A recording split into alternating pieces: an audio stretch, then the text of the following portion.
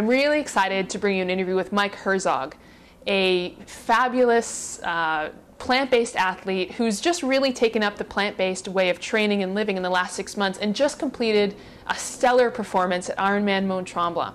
He's going to share with you why he made the decision to switch to a vegan diet and how it helped him fuel his way through one of the most difficult endurance races possible. So here he is, Mike Herzog. Mike, you just completed Ironman Mont Tremblant. How did it feel? It was an achievement of a 2-decade-old dream. It was fantastic, and the best part of it was sharing it with so many local athletes, as well as getting close to the outcomes that I sought. So it was an awesome experience. You switched to a vegan diet 6 months ago. What led you to that decision?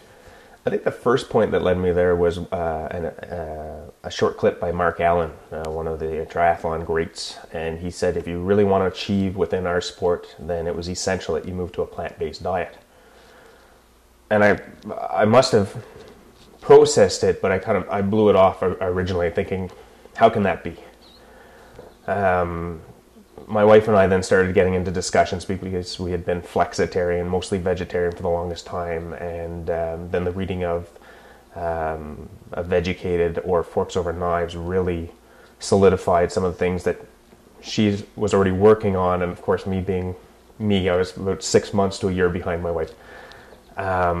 There's several great athletes who I respect, like Neil Rosenthal, SoulFit, who told me that he was moving towards a vegetarian diet and is a vegetarian, and just getting rid of meat because of the way it was mass produced and whatnot. So there were several leaders within my own little world, as well as some people within that greater triathlon world, like Mark Allen and people that I respect, who are moving into this plant-based diet. So that was huge for me. And then after reading Vegucated and Forks Over Knives, it became apparent that there's a greater issue from carbon footprint to inhumane treatment of animals, to the chemicals that we're ingesting and what it was doing to our bodies, specifically to our epithelial cells and our ability to recover, especially as a triathlete. So, how did your body respond to the new diet, especially with all the training you were doing to get ready for Ironman? I was really concerned about making this change, and worried about what it was going to do to my performance, and thankfully, through moving to this diet and having support of Geneviève and her great cooking, we were producing really well-balanced meals that were vegan.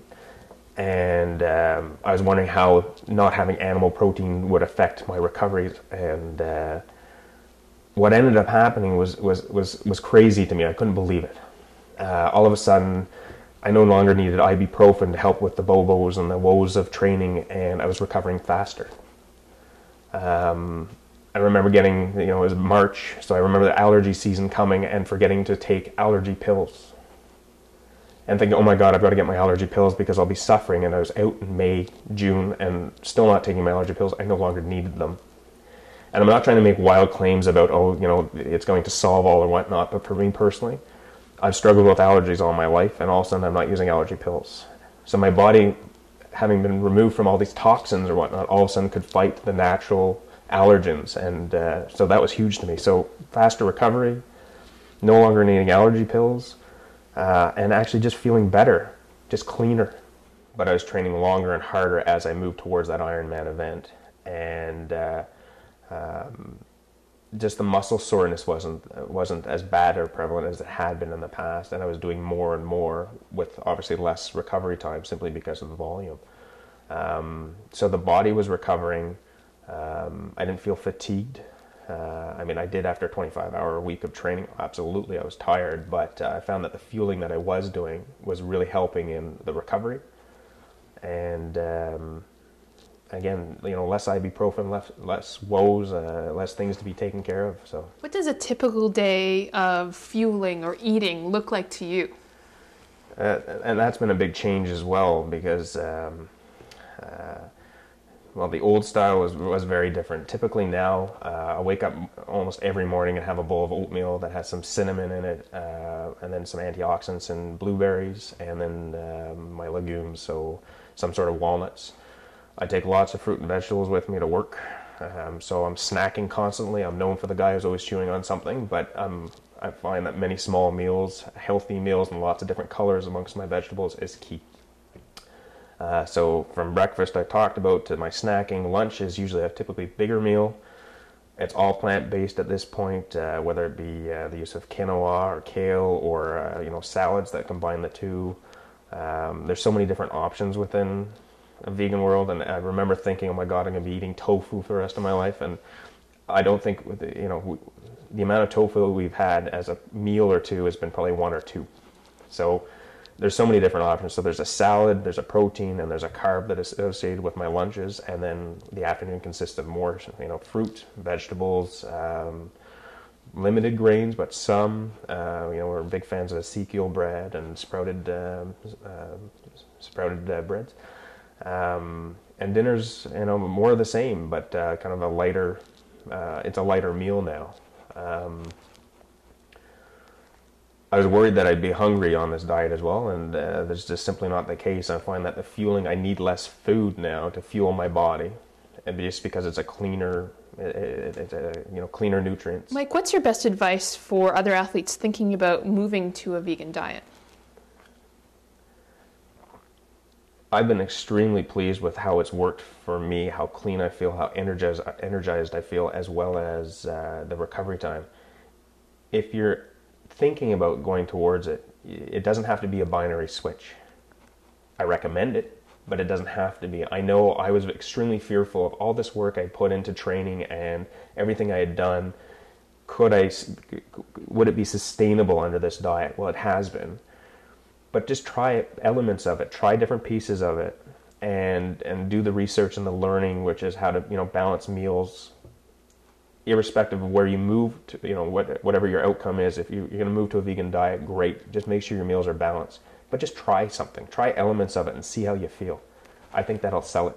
Did anything about this new way of eating surprise you? There were a number of things that really surprised me. I've talked about how I felt on it, how much cleaner my body felt. I also learned a great deal about how what we eat is very culturally driven, and how people will react differently to how you're eating. It was incredible to watch various different people react to how come you're not eating meat, why are you not eating dairy, and just trying to educate people slowly on it. I remember at the beginning being very defensive, and then slowly realizing that this is kind of a paradigm shift that people have to get around, and it's going to take them some time. And what drives people to a vegan diet might be very different. For my wife, it was very much about the inhumane treatment of animals. For me, it was about carbon footprint, what eating meat is costing the world and our environment, and then what it's costing our bodies. So it's been amazing, and you never know what side somebody's coming at a vegan diet from, but once they try it, all of a sudden they come from it from all angles, and they start to realize how good it is for not only them, the world, the animals, and even sports performance. So I think whatever your push is to get into it, try it. And it's surprising what reactions will be, but it's even more surprising how good you're going to feel. So I'm not trying to make claims that it's the end all and be all, but it really has been an extremely positive step, both in my training and how I feel, my social conscience, and from a life perspective, what more do you want? So Good Guys Try is a big part of your life. Can you tell me a little bit about that? I'd love to. Good Guys Try is started about a year ago, and it's flourished, it's grown, because it's all about doing some good in this crazy little world of ours, and it's all about giving, which slowly people are realizing how good that feels. And it's something I experienced when I was volunteering at the Children's Hospital for a number of years. When I was young, I realized I was getting more out of giving my time, and what a wonderful, accomplishments come and go, but this process of giving really fills your spiritual cup. So what Good Guys Try is trying to inspire people to give, and really become part of that social consciousness that it's more important to give. We can accomplish all sorts of things. We can make money. We can do all these different things, but those are gratifications that are very quick burning. Whereas this flow of giving is really going to be that piece that fills the spiritual cup and makes you feel good about your world, your life, and knowing that you've helped somebody. So. And how can people get involved with Good Guys Try? Good Guys Try is all about very small actions, very medium-sized actions or very big actions. Your level of involvement is up to you. It can be something as simple as going onto the goodguystry.ca website, going to our Facebook page and liking us, following us on Twitter, because what we do is leverage all those likes, all those follows to really push larger organizations to donate or to help with products or services that we can auction off so that we can support various charities that we support. One of our biggest ones is Impossible to Possible, which isn't quite a charity, but it's a wonderful organization founded by Ray Zahab to empower, inspire, and educate youth. They do these wild and crazy expeditions with kids who didn't realize what they can do. And all of a sudden they realize that their perceived limits are just things in their head, that they really can't achieve anything. And then they podcast out these kids doing these wild and crazy things to about 20 to 25,000 kids at the same time.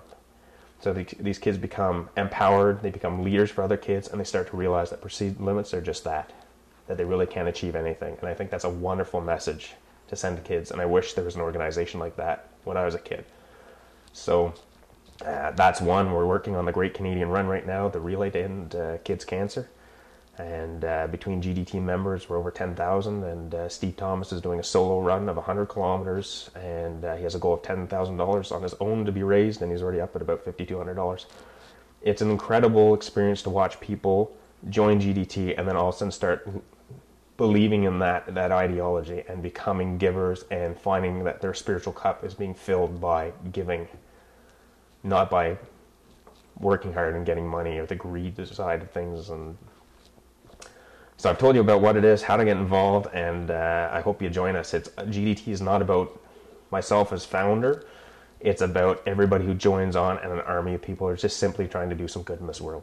So I hope you'll join me. Mike, it has been an absolute pleasure to sit down and talk with you about Good Guys Try and about your Ironman experience as a new plant-based athlete. You're very inspirational, and I think your message will really help inspire others to take good, positive steps for themselves. And that's where it starts, just taking good, positive steps forward for their own bodies and for their own sense of the world. And from there, anything's possible. So thank you. Thank you very much. I think that's an excellent summary. Yeah. Thank you.